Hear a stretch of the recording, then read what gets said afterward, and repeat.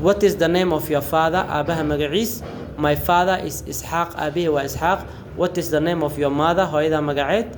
My mother's name is Maryam. Hooyada magaceed waa Maryam. Markasta my father's name iyo my mother's name aa leedahay. Meeshaas name ka maqanaya. Hay numberka xigo. What is the name of your brother? Walaalka magaciis. My brother's name is Ali. Walaalkii magaciis waa Ali. What is the name of your sister? Walaasha magaceed. My sister's name is Farhiya. Walaasha magaceed waa Farhiya. What does your father do? Aabaha muxuu qabtaa? My father is a teacher. Aabihi waa macallin.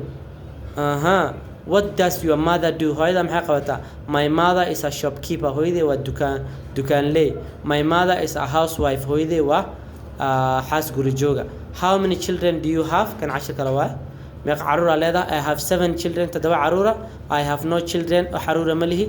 Do you have a wife? Xaas ma leedahay? Yes, I have a wife. Xaas waa leeyahay. Do you have a husband? Nin ma leedahay? Yes, I have a husband. Nin waa leeyahay? No, ma lihi.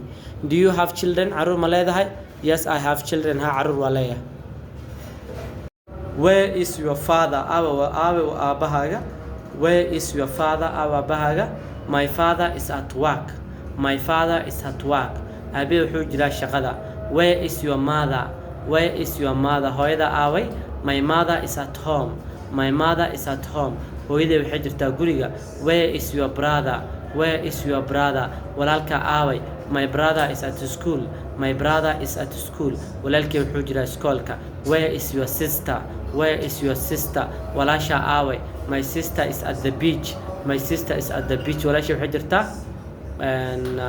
jirtaa xeebta. Beach waxaa la xeeb.